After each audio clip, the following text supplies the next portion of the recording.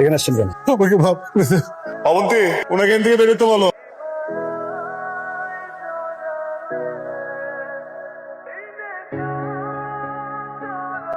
প্রত্যেক দিন এই ঘ্যান ঘ্যান ঘ্যান ঘ্যান আর ভাল লাগে না। ভাল লাগবে না কেন? হ্যাঁ, কাজ করবার ক্ষমতা নাই, বিয়ে করে বসে আছে। তো বিয়ে আমি আজকে করছি, তুমি করো নাই বিয়া? যাও, এই মুহূর্তে তোমাকে আমি ডিভোর্স দিলাম, যাও বেরিয়ে যাও। ও ছেলেকে নিয়ে তুমি এই বাড়ি থেকে এক্ষুনি বেরিয়ে যাবে, যাও।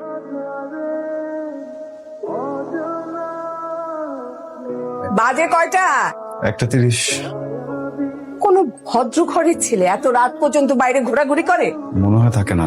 এত বড় হয়েছিস, বিয়ে করে বউ আনছিস করে, এখনো সংসারের দায়িত্বটা নিতে শিখলি না। চাকরি কি ছেলের হাতের মোয়া যে আজকে ছাড়বি কালকে ধরবি? এই ফটোগ্রাফি আমার জীবনটা নষ্ট করছে। মা তো তোমার ভালোর জন্যই কথা বলে, তাই না? একটা চাকরি করলে কি হয়? ফটোগ্রাফিটা তোমার প্যাশন, তাই না? আর ফটোগ্রাফারই হতে হবে। 9 to 5 জব করে আমি আসলে বেঁচে থাকবো না, মরে যাবো। শোনো, একটা কথা বলি তোমাকে, যে পারে সে সবকিছু করতে পারে। তুমি মাকে দেখো, মা একা জব কোনোকে বড় করছে না, সামলাইছে না, সবই তো করছে। আমি তো সামলাচ্ছি। আমি জব করছি না, আমি স্টুডেন্ট লাইফ থেকে জব করছি। হাকর মা শোনো না। কি হয়েছে? কি ব্যাপার, তুমি অফিসে যাও নাই? শরীরটা ভালো লাগছিল। মা কোথায়? মা বললো বাইরে কি যেন কেনাকাটা করতে যাবো। মিষ্টি বোতল ফ্রিজে রেখে দাও, মা আসুক তারপর একসাথে খাবো। সিরিয়াসলি? কথা চল।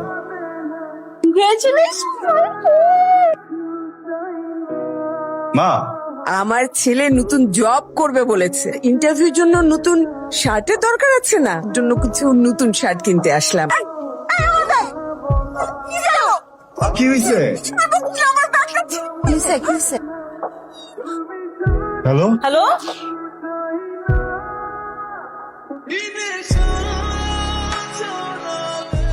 এখানে আসছেন কেন? হ্যাঁ, ভাই আমাকে ভাব, আমি তোর কাছে ভাব চাই, বাবা আমাকে ভাব করে দে।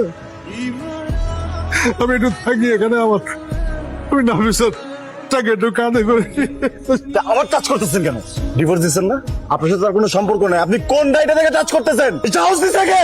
এত বছর পরে আসছেন নাটক করতে, গেলে দায়িত্ব দেখাইতে। আজকে না মাহির, আজকে না, ওনারও অধিকার আছে। কিসের অধিকার আছে ওনার? কিসের অধিকার আছে? ছোট্ট একটা বাচ্চা ছিলাম আমি, তখন আমার মাকে ডিভোর্স দিছে। তবে ওই মহিলা আমাকে বড় করছে, সে জানে? আইডিয়া আছে কিভাবে ছিল জানেন আপনি? সত্যি বাচ্চা থেকে আমাকে প্লিজ, আমার কাছে মাফ চাওয়ার কিছুই নেই, তার কাছে মাফ চাওয়া উচিত। তার কপালটা কতটা খারাপ একবার চিন্তা করে দেখে।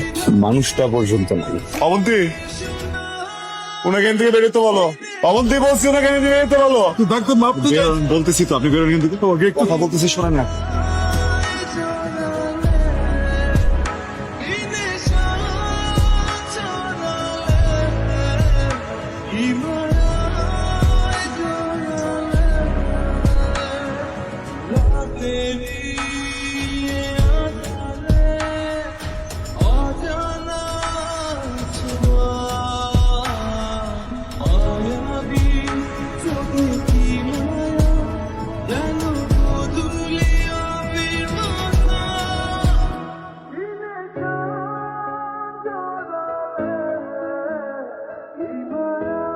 কি হয়েছে?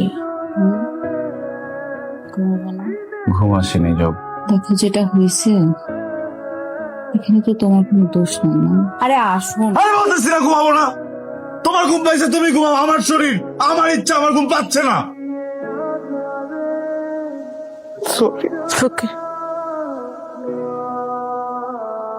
অবন্তি মা, আপনি এখানে বসুন না, বসুন প্লিজ। কি খাবেন? কিছু দিতে বলবো? কিছু খাবো না। আপনি আমার অফিস ছিলেন কি? কিছু মনে করো না মা, তোমার অফিসের গাড়ি ফলো করে এই পর্যন্ত এসেছি। কিছু মনে করে নেই। আসলে বাবা, আমি সরি, মাহিরের হয়ে আমি ক্ষমা চাচ্ছি। মা, তুমি কেন ক্ষমা চাইবে? ক্ষমা চাওয়া উচিত তো আমার। অনুতাপের ভারে আমি দিশা। কাঁদবেন না প্লিজ, আপনি না, শান্ত হন। তোমাকে একটা কথা বলি, আমি না কয়েক মাস আগেই বিদেশ থেকে এসেছি। তুমি জানো, নাফিসের সাথে ডিভোর্সের পর আমি আর বিয়ে করিনি। দেশে আসার পর নাফিসের সঙ্গে অনেক যোগাযোগের চেষ্টা করেছি। জি, আমি জানি সেটা। তুমি জানো? মা তো আমার সঙ্গে সবকিছুই শেয়ার করতেন।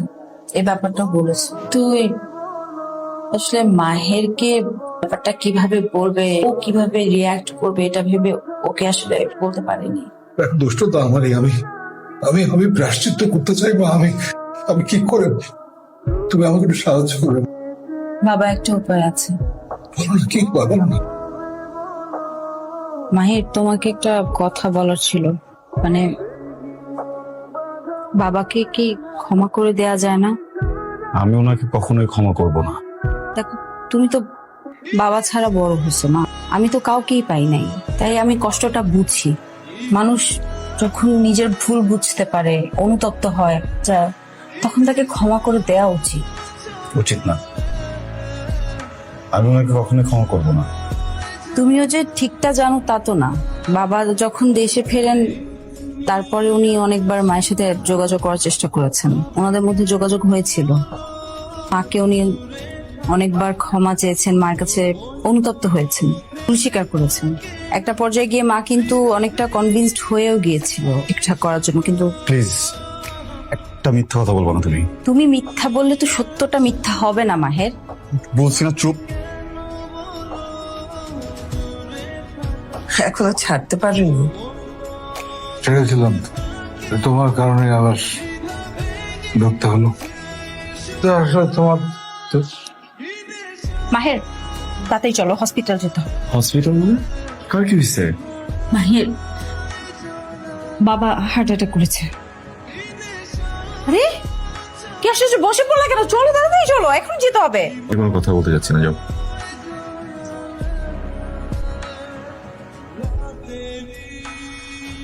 আরে আমার যা শিক্ষা পাওয়ার ছিল জীবনে আমি পেয়েছি।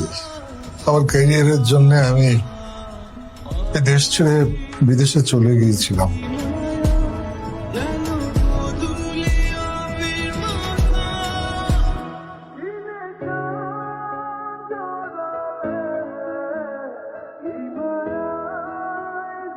নিজের সংসারের কোনো ঠিক ঠিকানা নাই, নিজের বউকে ডিভোর্স দিয়ে নিজের ছেলেটাকে বাইরে ফেলে দিয়ে কোনদিন খবর নেন নাই সংসার নিয়ে কথা বলতে। লজ্জা লাগে না? আগে বেরোন। আমার এই সংসারটা আপনি নষ্ট করবেন, আপনি সবার আগে বেরোন। আমার ওয়াইফকে আমি কি করবো এটা একদমই আমার ব্যক্তিগত ব্যাপার। যদি নিজের সংসার ঠিক করতে পারেন নাই, মানুষের সংসার নিয়ে কেন কথা বলতেছেন? অত কিছু নেই, একটা ক্যামেরা যে আমার সংসারকে ভেঙে দিয়েছে, নষ্ট করে দিয়েছে, তোর মাকে আমার থেকে দূরে নিয়ে গিয়েছে। এটা আমি আর বহন করতে পারছি না। এটাকে তোর কাছে রাখিস কিংবা ভেঙে টুকরো টুকরো করে তোর মায়ের কবরের সঙ্গে কিংবা অন্য কোথাও মিশিয়ে দিস, এটা আমি বহন করতে পারছি না। দাঁড়ান,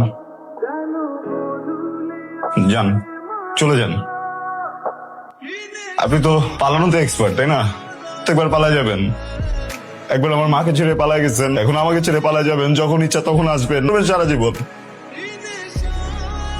আমার কিচ্ছু যায় আসে না, বুঝছেন? আপনি আর কোনোদিন আপনার চেহারা আমাকে দেখাবেন না, কারণ আপনি ওই মানুষটাকে কষ্ট দিয়েছেন যে মানুষটাকে আমি অনেক বেশি ভালোবাসি। দাঁড়া